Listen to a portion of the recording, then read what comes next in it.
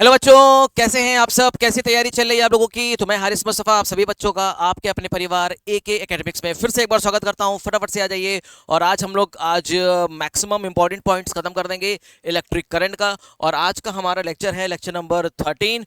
और lecture number 13 में मैंने इलेक्ट्रिक करंट का, इससे पहले के जो लेक्चर्स में मैंने इलेक्ट्रिक करंट काफ़ी हद तक खत्म कर दिया है, और जो कि बहुत ही ज़्यादा इंपॉर्टेंट है आपके बोर्ड के पॉइंट ऑफ व्यू से।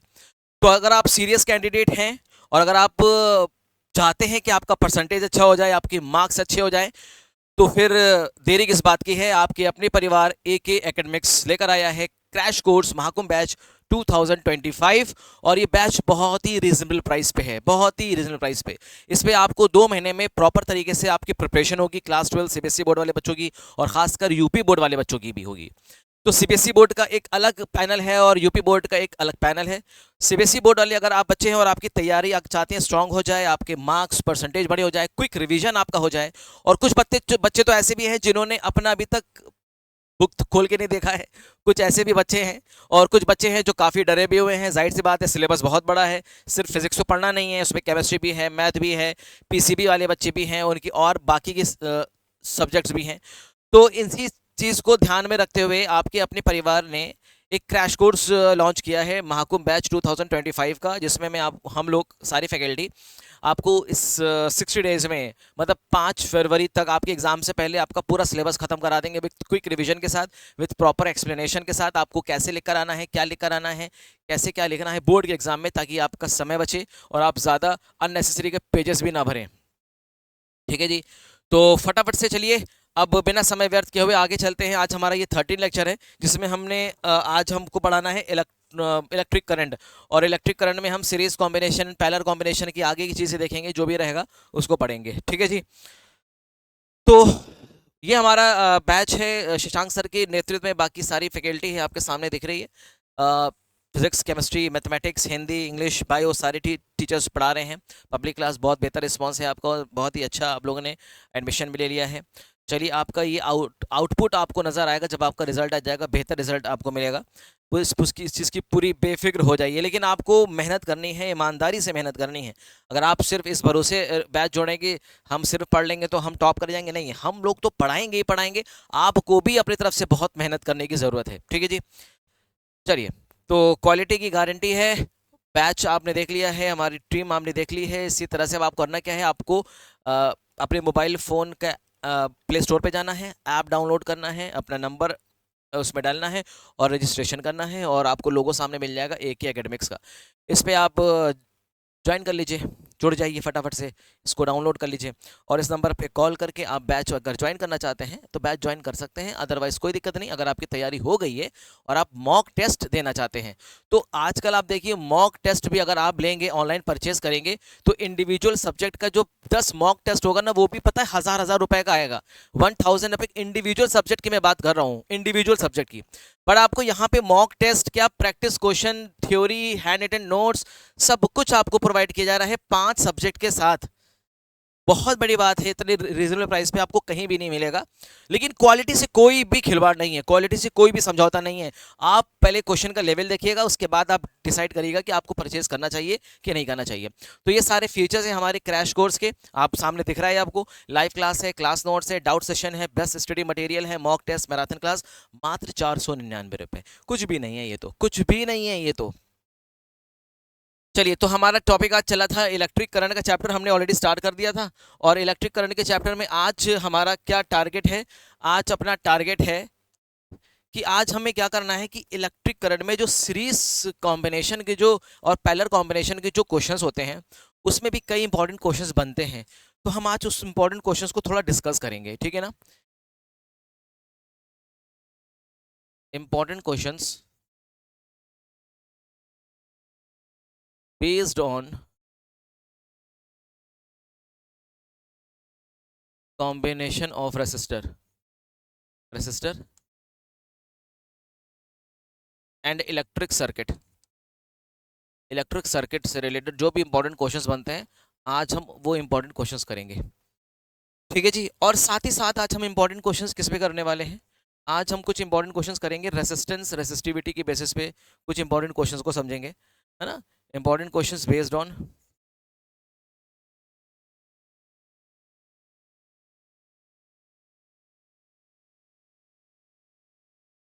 रेसिस्टेंस एंड रेसिस्टिविटी, रेसिस्टिविटी के बेसिस पे आज हम इंपॉर्टेंट क्वेश्चन समझेंगे, ठीक है ना। इस प्रकार के क्वेश्चन को हमें कैसे टैकल करना है, तो फटाफट से आप लोग पेन कॉपी निकाल लीजिए और चलिए बिना देरी किए हुए स्टार्ट करते हैं इंपॉर्टेंट क्वेश्चंस।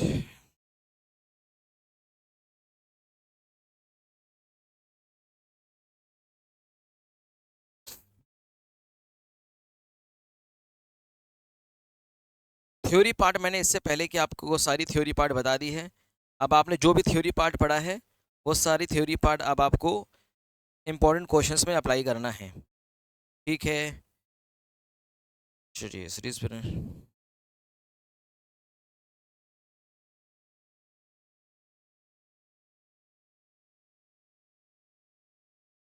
चलिए मैं पहले 2 क्वेश्चंस आपको कराऊंगा उसके बाद, ठीक है ना। चलिए मैं 2 क्वेश्चंस पहले आपको करा दूं।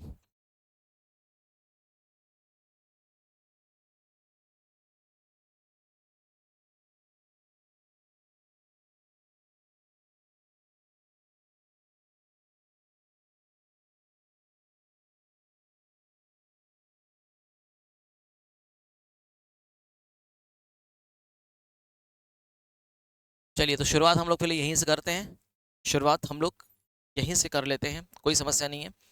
अब देखिए इस प्रकार के क्वेश्चन को हमें किस तरह से टैकल करना है। हमारे पास एक ये सर्किट है और हमें ए और बी के बीच में इक्विवेलेंट रेजिस्टेंस पता करना है।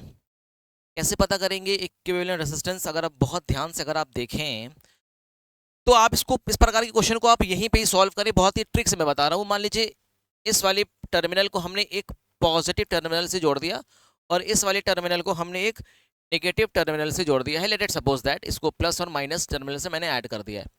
आपको पता है करंट यहाँ से फ्लो करेगी, करंट निकलेगी, करंट अच्छा ऐसे जा रही है, करंट जैसी ही जाएगी इधर जाएगी।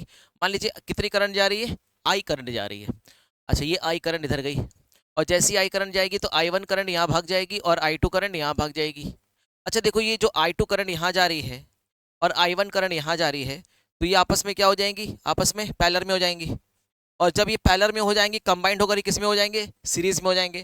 तो अब बात आती है कि इसको करने की ट्रिक क्या है। इसको करने की ट्रिक मैं आपको बताता हूँ। देखिए ये तो शॉर्ट ट्रिक ये शॉर्टिंग मेथड है जिसको आप कंपटीशन लेवल में आप यूज करेंगे। लेकिन क्योंकि बोर्ड के एग्जाम में आपको इस तरह से शॉर्ट ट्रिक मत लगाइएगा, क्योंकि आपको बोर्ड के एग्जाम में इस तरह के क्वेश्चन अगर आ जाएंगे तो उसको प्रॉपर वे में भी सॉल्व करना जरूरी है। कैसे करेंगे, देखिए आप टर्मिनल्स मान लीजिए, आपने ए भी तो मान ही लिया है। अब आप मान लीजिए टर्मिनल से मान लीजिए एक्स एक्सिस, ये एक्स पॉइंट मान लीजिए, ये एक्स टर्मिनल आप इसको एजम्पशन ले लीजिए, एज्यूम कर लीजिए, ठीक है भाई। अब आप बहुत ध्यान से देखिए, एक टर्मिनल आप इसको मान लीजिए एज्यूम कर लीजिए, ठीक है। अब आप देखिए बहुत आराम से, आपको एक टर्मिनल ये पकड़ना है ए, ये वाला आप उठा के यहाँ रख दीजिए और एक आप उठा के रख दीजिए बी, यहाँ पे रख दीजिए, रख सकते हैं, कोई दिक्कत नहीं है। अब आप बाकी रहा है कि आपके पास ये भी टर्मिनल है, ये भी टर्मिनल है और ये भी टर्मिनल है। आप इसको कुछ एजम्पशन ले लीजिए, कुछ मान लीजिए इसको। आपने एक को एक्स माना है तो इसको आप मान लीजिए एम, इसको मान लीजिए वाई, इसको मान लीजिए एन, मान सकते हैं, कोई दिक्कत नहीं है, बिल्कुल आराम से मानिए, कोई परेशानी नहीं है। अब आपको ए और बी के बीच में, ए और बी के बीच का निकालना है पोटेंशियल, किसका, रेसिस्टेंस आपको ए और बी के बीच का निकालना है, ठीक है। अब आप देखिए बहुत ध्यान से, ए से एम के बीच में कोई रेसिस्टर है, कोई रेसिस्टर नहीं है, तो एम को आप यहां रख लीजिए, ठीक है। बहुत ध्यान से, कोई जल्दबाजी नहीं है, एम को आप यहां रख लीजिए, एक्स को आप यहां रख लीजिए और एन को आप यहां रख लीजिए, ठीक है। अब बात आती है वाई को कहाँ रखें, तो वाई को हम बीच में कहीं ना कहीं इंट्रोड्यूस करा देते हैं। चलिए इसको हम एन यहाँ रख लेते हैं, एक्स यहाँ रख लेते हैं, वाई यहाँ रख लेते हैं, ठीक है। एम एन एक्स वाई हम यहाँ रख लेते हैं। ए से एम के बीच में देखो कोई भी रेसिस्टर है, ए से एम के बीच में कोई रेसिस्टर नहीं है। क्या एम से वाई के बीच में कोई रेसिस्टर है, एम से वाई के बीच में रेसिस्टर है। तो इसको एक काम करते हैं, इसको इंटरचेंज करके वाई यहाँ ले लेते हैं, एक्स यहाँ ले लेते हैं। देखो एम और एक्स की, एम और वाई के बीच में एक रेसिस्टर है, एम और वाई के बीच में नो रेसिस्टर, एम और वाई के बीच में कोई रेसिस्टर नहीं है, तो उसको आप ऐसे ही रखो, एम और वाई के बीच में कोई रेसिस्टर नहीं है। ए से एम के बीच में नहीं है, एम से वाई के बीच में कोई रेसिस्टर नहीं है। अच्छा वाई से एक्स के बीच में रेसिस्टर है, हाँ वाई से एक्स के बीच में एक रेसिस्टर ये है, वाई से एक्स के बीच में एक 6 ओम का रेसिस्टर ये है। अच्छा वाई से एक्स के बीच में आपने बना दिया, एम से एक्स के बीच में, एम से एक्स के बीच में एक रेसिस्टर है, तो एम से एक्स के बीच में एक रेसिस्टर आप ये बना सकते हैं, ठीक है। इसी तरह से एन से एक्स के बीच में एक रेसिस्टर बना दीजिए, एन से एक्स के बीच में एक रेसिस्टर आप ये बना देंगे। अच्छा, एम और एन को देखिए, एम और एन के बीच में कोई रिलेशन है क्या? ऐसा कोई रिलेशन नहीं एम से एन के बीच में। अब आपने देखिए, ए को आप एम के पास ला रहे हैं तो बी को एन के पास लाएंगे। देखिए सर्किट कुछ आप इसको ऐसा करिए, ऐसे मत करिए, ऐसे तो बहुत बहुत ही कॉम्प्लेक्स हो जाएगा। इसको सिंपली वे में करते हैं। देखिए ए ये हो गया, बी ये हो गया। ए के पास किसको रखिए? एम को रखिए, और बी के पास किसको रखिए? एन को रखिए। और उसके बाद एक्स और वाई को रखिए, एक्स को यहाँ पर रखिए और वाई को यहाँ पे रख दीजिए। अब बिल्कुल ठीक है, इसमें आप कुछ भी करने की जरूरत नहीं है। ऐसा क्यों किया पता है? ए को एम के पास क्यों रखा? क्योंकि ए एम के पास है और बी एन के पास है, तो मैंने बी को एन के पास रखा है और ए को एम के पास रख दिया। देखो ए और एम के बीच में एक वायर है सिर्फ, और एम से वाई के बीच में एक रेसिस्टर है, तो एम से वाई के बीच में एक रेसिस्टर बना देते हैं, ठीक है। तो एम से वाई के बीच में एक रेसिस्टर बना दो, वाई एक्स ले लो, एम से वाई के बीच में इसको इसको देखो ऐसी, इस तरह से हमें हमें क्या करना पड़ेगा ना, इस तरह से हमें अरेंज करना पड़ेगा, इस तरह से हमें अरेंज करना ही पड़ेगा, ठीक है ना। अच्छा, हमने एम से वाई के बीच में एक रेसिस्टर नहीं बनाया, एम से वाई के बीच में कुछ भी नहीं है, एक कनेक्टिंग वायर है एम से वाई के बीच में। अच्छा, वाई से एक्स के बीच में एक रेसिस्टर है, ये 6 ओम का रेसिस्टर है। एन से एक्स के बीच में, एन से एक्स के बीच में भी एक रेसिस्टर है, ये है 8 ओम का। और एम से एन के बीच में, एम से एन के बीच में कुछ भी नहीं है, एम से एन के बीच में कुछ भी नहीं है, और बी एन से कनेक्ट है यहाँ से, ठीक है। और एन से वाई, एन से वाई के बीच में क्या है? एन से वाई के बीच में एक रेसिस्टर है, ये 30 ओम का, ये है 30 ओम का, ठीक है। और इसके बाद एम से एक्स के बीच में एक रेसिस्टर है, देखो एम से एक्स के बीच में एक रेसिस्टर है। ये कॉम्प्लेक्स लग रहा है आप लोगों को, हो सकता हो ये कॉम्प्लेक्स लग रहा हो। चलिए इसको एक काम करते हैं, इसको इस तरह से नहीं करते, इसको हम दूसरे मेथड से भी कर सकते हैं, इसको हम दूसरे मेथड से भी कर सकते हैं। देखो कैसे करेंगे, देखिए बताएं, छोड़िए सब इसको, इसको दूसरे मेथड से करते हैं।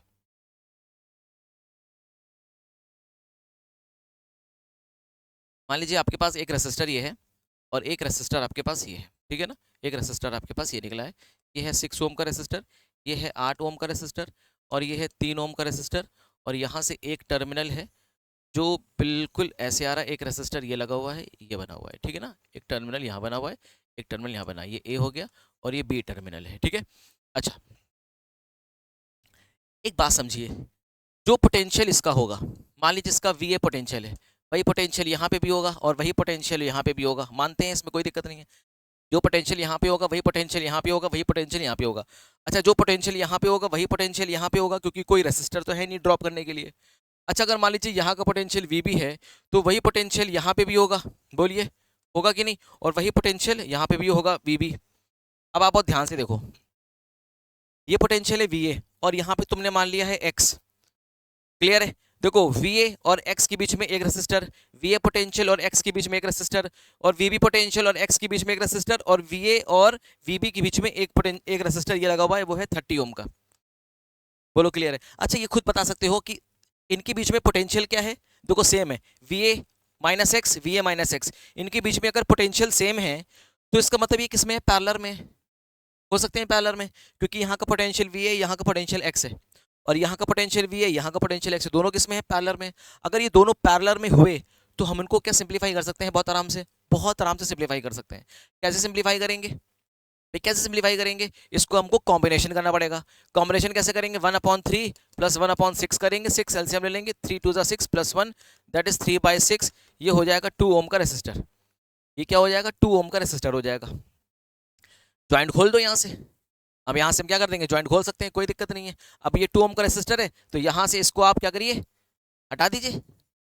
अब यहाँ से इसको आप हटा दीजिए, और ये आपका कॉम्बिनेशन कितना हो जाएगा? ये कॉम्बिनेशन हो जाएगा 2 ओम का कॉम्बिनेशन हो जाएगा। बोलो क्लियर है? अब तो बहुत ही आसान हो गया।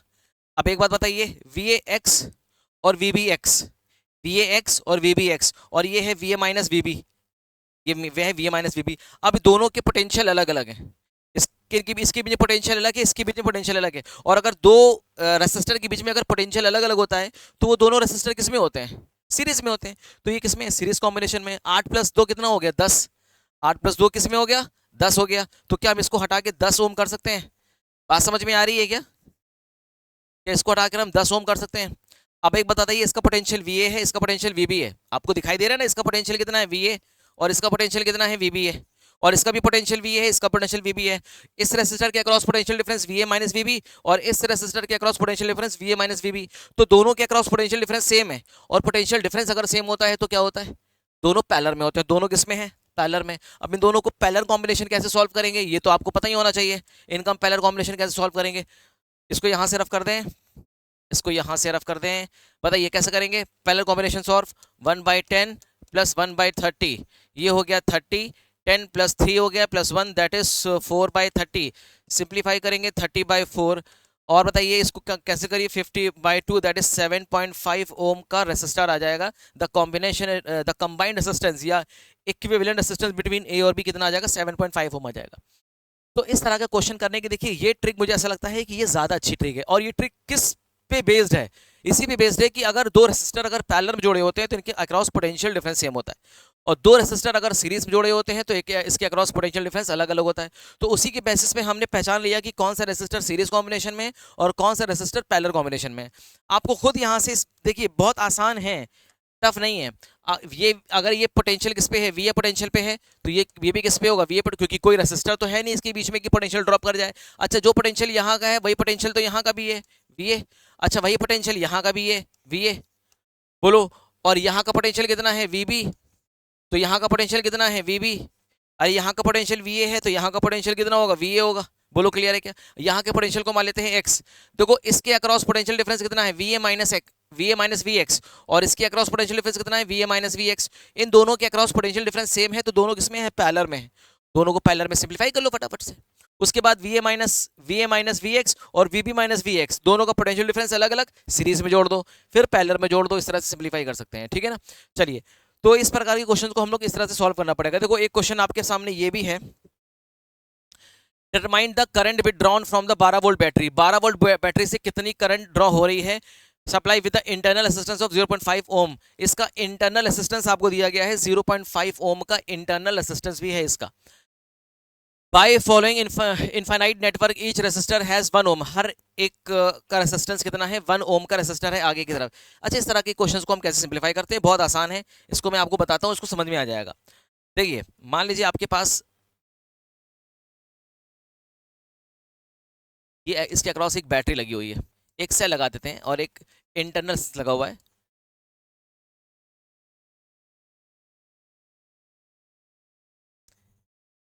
ये ऐसी सर्किट है जिसमें इनफाइनाइट रेसिस्टर है।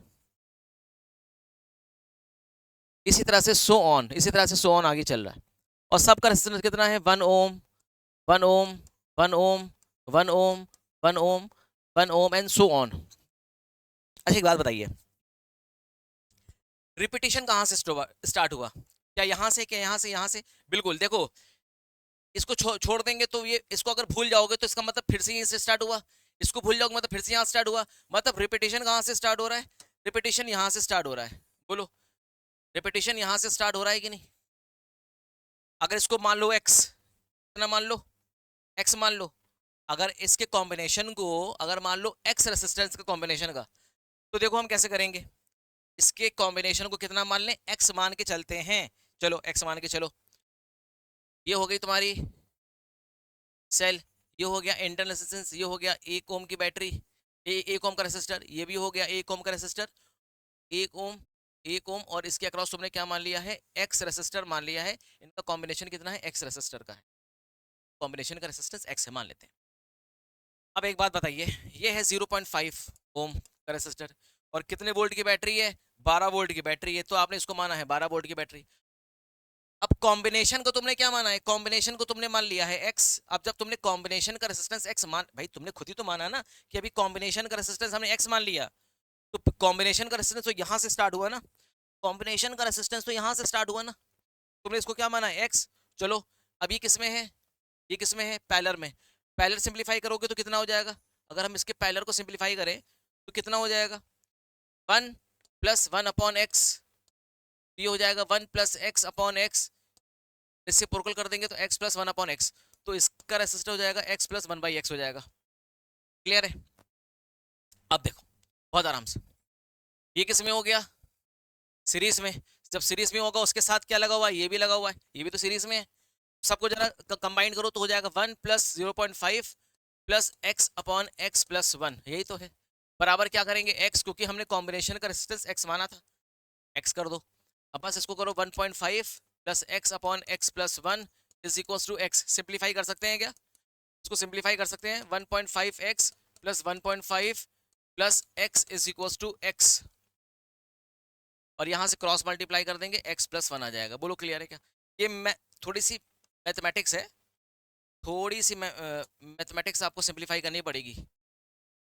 मैथ तो रहेगी, थोड़ी बहुत मैथ तो रहेगी। देखिए मैंने इसको क्या किया, अपॉन 1 का एलसीएम लेकर x प्लस 1 को यहाँ से मल्टीप्लाई कर दिया है, तो 1 प्लस 0.5x 1.5 हो जाएगा, प्लस x बराबर इतना।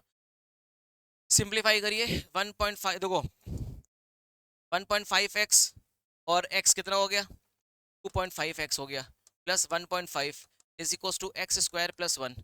अच्छा एक्स स्क्वायर इसको इधर ले आओ तो ये हो जाएगा माइनस 2.5x, और 1 में से 1.5 करेंगे माइनस तो 0.5 हो जाएगा इज इक्वल टू 0। ये क्वाड्रेटिक इक्वेशन बन गया है। क्या बन गया ये? क्वाड्रेटिक इक्वेशन बन गया। इसमें इसमें क्या करो, 10 10 10 10 से मल्टीप्लाई कर दो दोनों तरफ। जब मल्टीप्लाई करोगे तो हो जाएगा 10x square minus 25x minus 5 is equal to 0, और 5 इसमें से कॉमन निकाल दो तो हो जाएगा 2x square minus 5x minus 1 is equal to 0। बोलिए हो जाएगा कि नहीं? अब इसको सिंप्लीफाई कर सकते हैं, इसको सिंप्लीफाई कर सकते हैं। इसको हम देखिए क्वाड्रेटिक तरीके से सिंप्लीफाई नहीं करेंगे, इसको श्रीधराचार मेथड से हमें सिंप्लीफाई करना पड़ेगा। इसको कैसे सिंप्लीफाई करना पड़ेगा? श्रीधराचार मेथड से हमें इसको सिंप्लीफाई करना पड़ेगा। करके देखें क्या? चलिए करके देखिए क्या होता है। Shridharacharya x is equal to plus minus B square, क्या होता है formula Shridharacharya x equal to minus B plus minus under root D square minus 4ac upon 2a। अब यहाँ पे जरा इसको A X square plus B X plus C बराबर 0 से कंपेयर कर दो, क्योंकि ये क्या है, quadratic equation in one variable में क्वाड्रेटिक इक्वेशन है। सिम जब इसको कंपेयर करेंगे तो आपको ए की वैल्यू कितनी मिलेगी, ए बराबर मिल जाएगा 2, और बी की वैल्यू आपको कितनी मिलेगी, -5, और सी की वैल्यू कितनी मिलेगी, -1 मिलेगी। इसको उठा के यहाँ पे पुट कर दीजिए, बताइए कितना हो जाएगा। माइनस बी हो जाएगा ये 5, प्लस माइनस अंडर रूट के अंदर बी स्क्वायर हो जाएगा आपका 25, और ये हो जाएगा 2ac, तो हो जाएगा 4 10 जाएगा 10 डिवाइडेड बाई 2a, ये हो जाएगा 4। ये आपका हो गया 5 प्लस माइनस अंडर रूट के अंदर 35 डिवाइडेड बाई 4। बताइए है कि नहीं? अब एक बात बताइए, 35 का जो एलसीएम रूट स्क्वायर रूट बाहर निकलेगा वो निकलेगा 5.9 के आसपास निकलेगा। तो 5 माइनस 5.9 करेंगे तो रेसिस्टेंस जो आएगा आपका, जो भी रेसिस्टेंस आपने एक्स माना है, रेसिस्टेंस कभी माइनस नहीं होता। रेसिस्टेंस अगर कभी माइनस नहीं होगा तो हम यहाँ पे माइनस की वैल्यू नहीं लेंगे, हमेशा यहाँ पे क्या लेंगे, हम प्लस वैल्यू लेंगे। तो जब प्लस वैल्यू लेंगे तो आपको क्या आ जाएगा, इसको हम रफ कर दे रहे हैं ऊपर से, आप इसको प्लस की वैल्यू लेंगे तो आपको क्या मिल जाएगा, x is equal to 5 plus under root के अंदर 35 डिवाइडेड बाई 4। ये हो गया रेसिस्टेंस, यही आपका क्या है, रेसिस्टेंस है।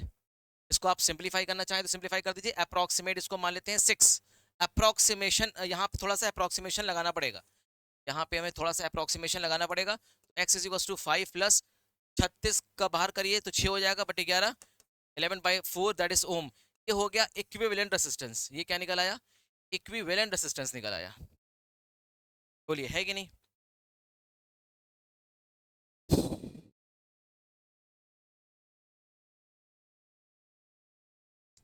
ये आपको क्या निकल आया, इक्विवेलेंट रेसिस्टेंस निकल आया। अब इक्विवेलेंट रेसिस्टेंस निकल गया तो बस फॉर्मूला क्या है आपका, फॉर्मूला है V is equal to I R होता है।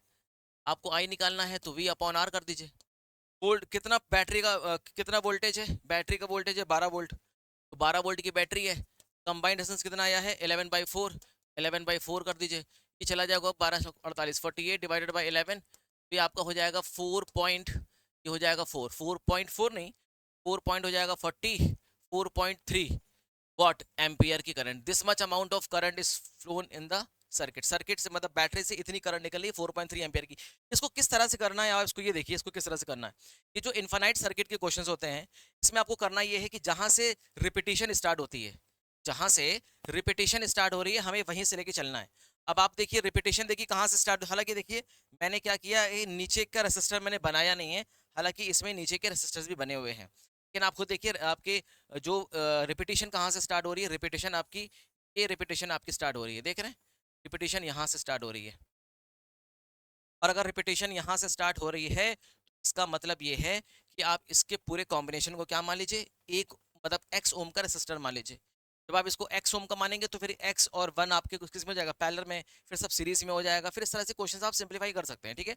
ऑल्दो बोर्ड में इस तरह के क्वेश्चंस देखने को कम ही मिलते हैं, बोर्ड में थोड़े इजी लेवल के ही क्वेश्चंस आते हैं। जैसे आपके सामने देखिए क्वेश्चन ये आया है, ये question, since the network is infinite, since the network is, देखो मैंने वही बताया, क्योंकि नेटवर्क इनफाइनाइट है, मतलब प्रीवियस वाले क्वेश्चन को कैसे सॉल्व करना है। Since the network is infinite, therefore the addition of one more unit of 3 resistor each of the value 1 ohm across the terminal will be not change the total resistance of the network. It should remain x. ये क्या रह जाएगा, x, इसको x मान लेते हैं। Therefore the network would appear as shown in the given figure at its total resistance remains x रहेगा। इसको आप सिंप्लीफाई अब तो कर ही सकते हैं आराम से। देखो इस तरह का क्वेश्चन क्या है, calculate the current shown by the ammeter A. इस अमीटर में कितनी करंट फ्लो करेगी, how much current flows in ammeter, इस अमीटर में कितनी करंट फ्लो करने वाली है, बताइए कैसे करेंगे इस प्रकार के क्वेश्चन, बताएंगे इस तरह के क्वेश्चंस को हमें कैसे सिंप्लीफाई करना है। देखिए बहुत आसान है, हालांकि यहाँ पे क्वेश्चन का लेवल थोड़ा सा टफ है, ठीक है, लेकिन परेशान होने की जरूरत नहीं, जब तक आप अच्छे क्वेश्चन नहीं लगाएंगे तब तक आपकी प्रैक्टिस अच्छी नहीं होगी, क्वेश्चन आपको थोड़ा सा अच्छे लगाने पड़ेंगे। चलिए इससे पहले मैं आपको एक क्वेश्चन और बता देता हूँ कि काफ़ी देर से थोड़े से टफ टफ से क्वेश्चंस आ रहे हैं और हो सकता हो आप लोगों को लग रहा हो कि तो बड़े टफ क्वेश्चन है, ये कैसे कर पाएंगे, हालांकि कर लेंगे, कोई दिक्कत वाली बात नहीं है। मान लीजिए आपके पास एक रेसिस्टर है ये, और एक रेसिस्टर है ये, ठीक है, और मान लीजिए एक रेसिस्टर ये है और एक रेसिस्टर इसके पैरेलल में लगा, और उठा के इसको हमने लगा दिया है किसी एक सेल के साथ लगा दिया है, और हमने मान लिया कि इसका रेसिस्टेंस है 10 ओम, इसका भी रेसिस्टेंस है 10 ओम, इसका रेसिस्टेंस है 5 ओम और इसका रेसिस्टेंस है 5 ओम, और बैटरी का वोल्टेज है 30 वोल्ट की बैटरी है, आपसे बोल दिया कि 30 वोल्ट की बैटरी। आपसे ये पूछा जा रहा है कि बताइए how much current drawn from the battery, पहली चीज क्या पूछी गई, current drawn from battery, battery से कितनी करंट निकल रही है आपको सबसे पहले ये निकालना। उसके बाद आपको निकालना है, अगर आप इसको मान लीजिए रेसिस्टर, आप इसको मान लीजिए R1, इसको मान लीजिए R2, इसको मान लेते हैं R3, इसको मान लेते हैं R4, तो आपसे सेकंड पार्ट क्या पूछ रहा है, बताइए what will be the potential drop across the resistor R2, इस R2 रेसिस्टर के अक्रॉस पोटेंशियल ड्रॉप कितना होगा, क्या पूछा जा रहा है आपसे, potential drop across R2, R2 के अक्रॉस पोटेंशियल ड्रॉप कैसे निकालेंगे। इस तरह की क्वेश्चन हमें कैसे करना है, तो बहुत आसान है। देखिए सबसे पहले करना क्या है आपको, यहाँ से करंट निकाल दीजिए आई, ये करंट इधर जाएगी, इस जंक्शन पे जाएगी, करंट डिवाइड हो जाएगी, I1 इधर चली जाएगी, I2 इधर चली जाएगी। अब I1 इसमें जा रही है, I2 इसमें जा रही है। अब जो करंट I2 यहाँ पे आएगी और ये वाली करंट I1 यहाँ जाएगी, तो दोनों मिलके यहाँ पे करंट क्या चली जाएगी, I आ जाएगी, और ये I वाली करंट दोबारा किस पे चली जाएगी, बैटरी में चली जाएगी। अब इन दो रेसिस्टर में करंट अलग अलग है, अगर इन दो रेसिस्टर में करंट अलग अलग हैं, इसमें हो गई, ये पैरेलल में हो गए, दिख भी रहे हैं पैरेलल में, तो पैरेलल को कैसे जोड़ेंगे, 10 ओम 10 ओम को जोड़िए तो हो जाता है 5 ओम, इसका कॉम्बिनेशन क्या हो जाएगा, 5 ओम हो जाएगा। तो इसके कॉम्बिनेशन को आप कर दीजिए 5 ओम, सब रफ करके, हमारे पास तो ऑप्शन है रफ करने का, सब रफ करके इसके कॉम्बिनेशन को आप क्या कर सकते हैं, 5 ओम कर सकते हैं।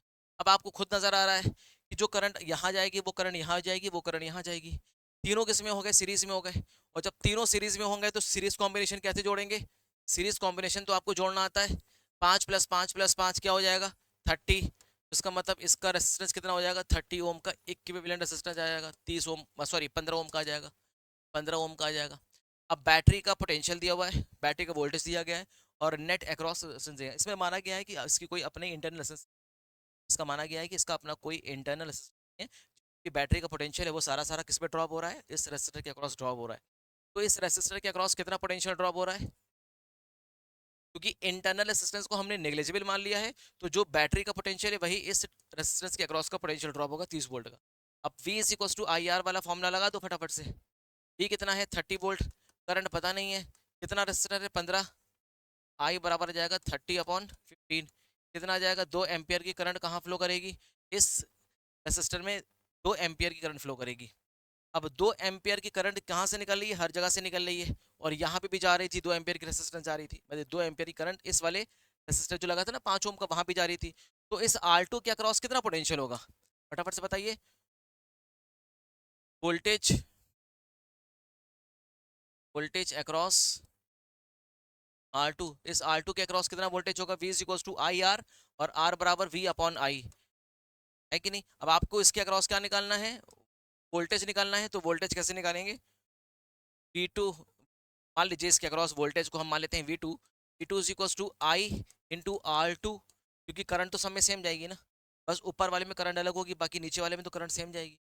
कितनी करंट जा रही थी इसमें? 2, और इसका कितना रेसिस्टर था? 5, कितना हो गया? 10 वोल्ट का पोटेंशियल ड्रॉप होगा इसमें R2 वाले रेसिस्टर के अक्रॉस। तो इस तरह की क्वेश्चंस भी आप आराम से सिंप्लीफाई कर सकते हैं, सॉल्व कर सकते हैं। बोलिए, क्लियर है? समझ में आ गई बात? कोई कंफ्यूजन? चलिए, तो देखिए इसके बाद हमारा इलेक्ट्रिक पावर, हालांकि इलेक्ट्रिक पावर से पहले मैं आपको एक दो चार क्वेश्चन और करा दूं, ताकि आपकी क्लियरिटी और अच्छी हो जाए, है ना?